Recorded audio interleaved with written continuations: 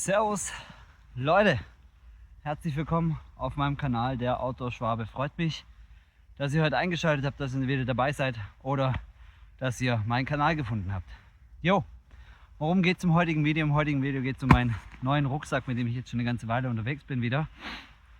Und Vor- und Nachteile und was ich so davon halte, davon erfährt ihr nachher gleich mehr.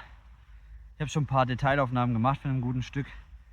Ich werde jetzt ein bisschen was dazu sagen und freut mich, wenn ihr dran bleibt. Und jo, bis gleich. So Rucksack-Review mache ich jetzt eigentlich zum ersten Mal. Bin mal gespannt, ob es euch auch interessiert. Ich weiß nicht, ja, ich bin hier jetzt gerade mitten in so einem Stadtpark, hier laufen überall Leute rum. Ja, auf jeden Fall, was ich euch sagen wollte, ist, der Rucksack hier ist von Miltec. Der ist nicht schlecht, der nennt sich Defense Assembly Pack, weil man halt die Taschen vorne alle einzeln abnehmen kann. Das ist mit Mold System ist das zusammen gemacht. Man kann das quasi ganz easy abnehmen. Und die vordere Tasche hier, die kann man auch als Bauchtasche nehmen. Ich hole euch mal her, dann zeige ich euch mal die vordere Tasche. Dann könnt ihr euch das mal ein bisschen genauer anschauen. Das ist quasi die vordere Tasche. Die ist hier abschließbar mit Clippern. Also, ja, da kann man da vorne vielleicht noch was reinhängen oder so, keine Ahnung. Hier hat man dann zum Beispiel eine Tasche vorne drinne, die ist recht groß. Das ist gut. Dann hat man hier an der Seite noch ein paar Taschen, jeweilig auf beiden Seiten. Und oben ein großes Hauptfach hier. Da ist auch innen nochmal so ein Netz drin, so ein Mesh-Netz. Kann man halt schön seine Sachen verstauen. Die Tasche benutze ich hauptsächlich, wenn ich jetzt unterwegs bin und wirklich viel zum Kochen dabei habe. Dann mache ich mir die Tasche hier in den Rucksack und es lohnt sich dann auch. Und den Clip hier, den habe ich mir selber hingemacht, dass ich mir da vielleicht noch mal ein bisschen was ranhängen kann. Jo, das wäre der Rucksack, die vordere Tasche. Dann haben wir hier an der Seite noch mal jeweils links und rechts so eine Tasche, die sind relativ geräumig. Auch mit Model System kann man auch wegmachen, muss man nicht dran lassen. Ich habe sie gerne mit dran, kann man viele kleinere Sachen drin verstauen und wie gesagt, überall am Rucksack findet ihr das Molle-System und das ist halt echt cool, weil man kann ziemlich viele Sachen am Rucksack noch verstauen, auch hier an der Seite. Wirklich, wirklich top. Ja, jetzt kommen wir mal zum großen Fach, zum Hauptfach und dann werde ich euch mal ein paar Eckdaten zu dem Teil nennen. Ja. So, vorab schon mal muss ich dazu sagen, alle Reißverschlüsse hier sind alle aus Metall. Also die sind alle aus Metall hier. Alles was ihr seht, was hier mit Paracord gemacht ist, das habe ich selber gemacht, weil der Rucksack sonst brutal laut ist. Also man hört das überall. Und wenn man jetzt im Wald rumschleichen will, man sieht vielleicht ein Reh oder sowas, möchte es irgendwie filmen oder fotografieren, dann ist halt echt scheiße, wenn man dann mit einem riesen Rascheln ankommt. Dann ist das Ding halt gleich weg. So, deswegen wäre die vordere Tasche. Ich hoffe, ihr seht es jetzt auch richtig. Hier habe ich immer kleinere Sachen drin, Becher, mein Schneidebrett. Da ist auch eine Mesh-Tasche drin, dass man schön die Sachen verstauen kann. Ist relativ geräumig, also die ist wirklich Ellenbogenlänge. Wirklich ist so lang. Man kommt da richtig gut rein. Kann schön drauf zugreifen auf sein Zeug. Also das finde ich schon praktisch. Und jetzt kommen wir zum großen Fach. Und das große Fach ist leider so, muss man hier aufmachen an der Seite und dann geht es leider nur bis zur Hälfte. Aber man kriegt auch richtig viel rein. Also da geht mein ganzer Arm rein. Da habe ich eigentlich alle Hauptsachen drin, Schlafsachen und so. Hinten gibt es noch mal eine Tasche, kann man auch schöne Sachen verstauen. Also vom Verstaumöglichkeiten her ist der Rucksack echt top. Innen hat man noch so Karabiner drin. Da könnte man jetzt eine Wasserblase oder so einhängen und die hier hinten drin schön verstauen. Ja, also vom Ding her finde ich den Rucksack nicht schlecht, vom Verstausystem. Und jetzt mal noch ein bisschen zum Tragesystem. Aber da kommen wir gleich dazu. Jetzt nenne ich euch mal ein paar der Eckdaten und dann gehen wir ans Tragesystem. So, der Rucksack fasst ungefähr 36 Liter mit allen Seitentaschen zusammen, also zusammengefasst 36 Liter. Er wiegt 1930 Gramm. Ich habe alles hier in meinem schlauen Büchchen. Das kann ich jetzt nochmal schön aufmachen. Den Rucksack gibt's, also ich habe ihn bei BB Online Shop bestellt. Grüße gehen raus, richtig geiles Teil. Also auch bestellen bei BB Online Shop, kann ich nur empfehlen. Ja, das ist, den gibt es in Oliv und in Schwarz. Er ist 55 cm hoch, also von der Höhe her 55 cm. Wie gesagt, wiegt 1930 Gramm. Und es ist halt wirklich alles abnehmbar. Ja?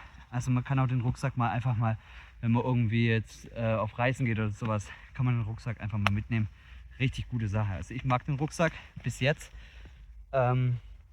Ja, gibt es auch Vor- und Nachteile, aber zu denen kommen wir später. Das erkläre ich euch dann nochmal und werde euch dann auch mal sagen, was für Vor- und Nachteile es bei dem Rucksack tatsächlich gibt. Jo. Ich würde sagen, jetzt gehen wir mal ans Tragesystem von dem guten Teil.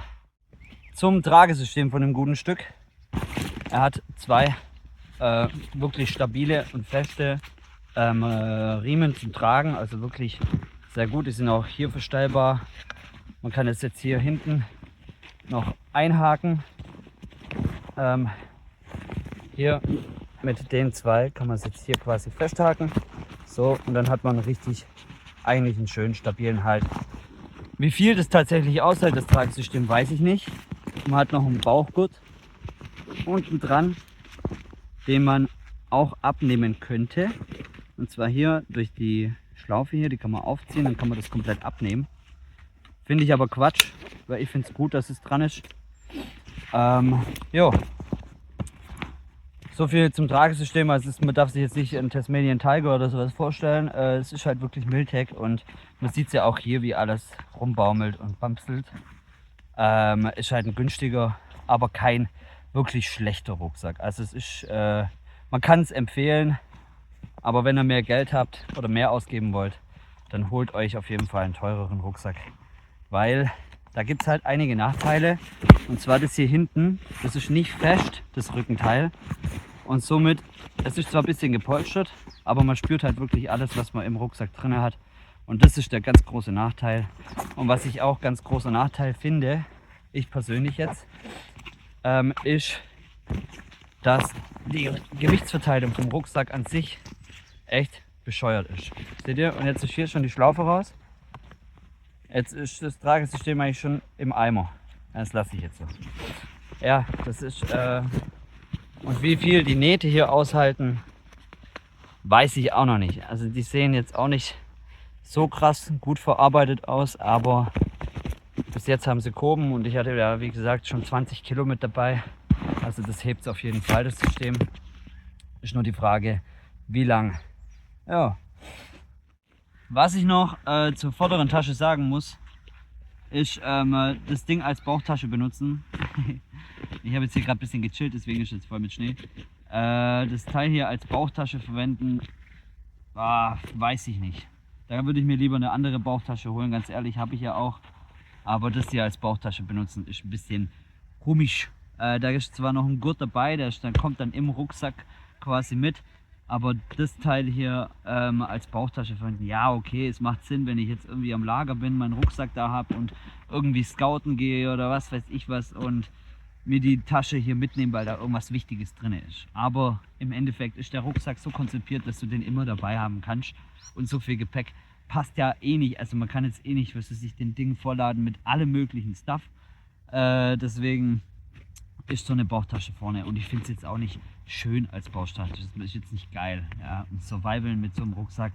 Ja, man geht halt outdoor technisch draußen pennen oder einen Tagestrip machen mit dem Rucksack ist machbar, aber so eine Bauchtasche braucht man eigentlich nicht. Ich habe die Tasche vorne eh nie dran. Ich benutze die eigentlich kaum. Wie gesagt, außer ich koche wirklich viel und tue da mein ganzes Kochzeug rein. Ja, so viel noch kurz zu der vorderen Tasche. Ist mir gerade noch eingefallen, habe mir gedacht, das muss ich noch geschwind sagen. Ja, genau. Also ich sag mal so, der Rucksack ist für jeden was, der wenig Geld hat oder halt nicht viel ausgeben will, nicht so oft unterwegs ist im Wald oder allgemein auf Touren oder sowas. Und was ich halt sagen muss, ist wirklich das einzige große Manko bei dem Rucksack ist die Gewichtsverteilung, weil er halt wirklich in der Rückenhöhe nach oben geht und hier unten ziemlich viel Platz ist. Der hängt halt ziemlich weit oben weil das Tragesystem halt echt in der Mitte sitzt, so halbe. Wie man sieht, es sitzt auf Schulterhöhe und das hier hängt dann halt am Kopf. Und somit ist die Gewichtsverteilung von dem Rucksack einfach ein bisschen nicht so geil. Also man kann es aber jetzt nicht so einladen, dass man sagt, okay, man hat eine geile Rücken- oder Gewichtsverteilung. Das funktioniert bei dem Rucksack leider nicht. Also für kleinere Touren oder Tagestrips ist der Rucksack wirklich top, kann ich empfehlen. Und für andere Sachen, so richtig mit Übernachten und viel Gepäck und sowas, würde ich euch echt einen anderen Rucksack empfehlen, einen gescheiten, einen großen. Da tut es auch so ein alter, ausgemusterter Army-Rucksack, so wie ich ihn habe. Das ist auch gut. Ja, und von dem her, also viele Taschen, viel Molle-System. Ich finde es total, sogar schon ein kleines bisschen verwirrend, wie viele Taschen der hat, außenrum, also die ganzen kleinen Taschen. Ja, da muss man sich wirklich Gedanken machen, wo packe ich das rein, wie packe ich das. Oh, ich habe noch eine Tasche übrig, mit was befülle ich die und was weiß ich, keine Ahnung. Also zu viele Taschen ist auch nicht geil, deswegen finde ich es cool, dass man die Taschen auch abnehmen kann, wenn man sagt, scheiß drauf. Ich brauche jetzt keine Tasche. Geht mir alles ein bisschen auf den Keks. Ja, und wie gesagt, ich habe halt alle Reißverschlüsse hier mit Paracord versehen, weil die halt echt brutal laut sind. Das hört sich wirklich billig an. Also wenn man mit dem Rucksack läuft, hört sich wirklich billig an. Ja, so viel zum Rucksack. Ich hoffe, ich habe euch einige Fragen beantwortet, falls ihr nach so einem Rucksack sucht. Wie gesagt, ich kann ihn empfehlen, als Tagestrip-Rucksack oder sowas ist er echt top. Aber als Rucksack für mehrere Tage würde ich echt nach einem anderen Rucksack mich umschauen. Ja. Ja, und für die Leute, die sich fragen, wo ist er denn wieder unterwegs, der Outdoor-Schwabe? Ja, diesmal bin ich in so einem Stadtpark, nicht weit von mir zu Hause weg, weil ich mir einfach gesagt habe, für so ein Rucksack-Review gehe ich jetzt nicht extra in den Wald, auch wenn es bei der Jahreszeit wirklich, wirklich schön ist.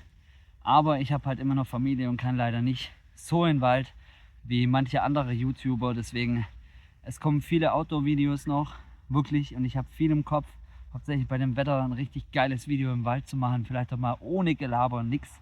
Einfach mal ein richtig geiles Waldvideo euch machen bei dem Wetter. Das ist mein Plan.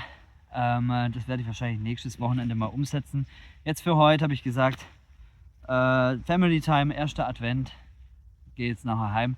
Dann tue ich mal den Weihnachtsbaum aufstellen und dann ja, mit den Kids und mit meiner Frau ein bisschen den ersten Advent genießen und nächste Woche am zweiten Advent geht es dann in den Wald und dann mache ich euch ein schönes Video und dann werde ich wahrscheinlich, ja, Plan ist, ich sag jetzt mal nichts, weil sonst ändert sich der Plan eh wieder, von dem her, jo, ich hoffe, euch hat das Video gefallen. Schaltet auch beim nächsten Mal wieder ein, wenn es heißt, der Outdoor-Schwabe ist draußen unterwegs oder in der Outdoor-Ecke oder sonst irgendwo. Freut mich, dass ihr dabei wart, dass ihr eingeschaltet habt, dass ihr euch die Zeit genommen habt, mein Video anzuschauen. Gebt mir einen Daumen hoch, ein Abo, wäre richtig geil. Und ich würde sagen, wir sehen uns beim nächsten Mal. Und ja, freut mich, dass ihr eingeschaltet habt. Bis bald. Ciao, Leute.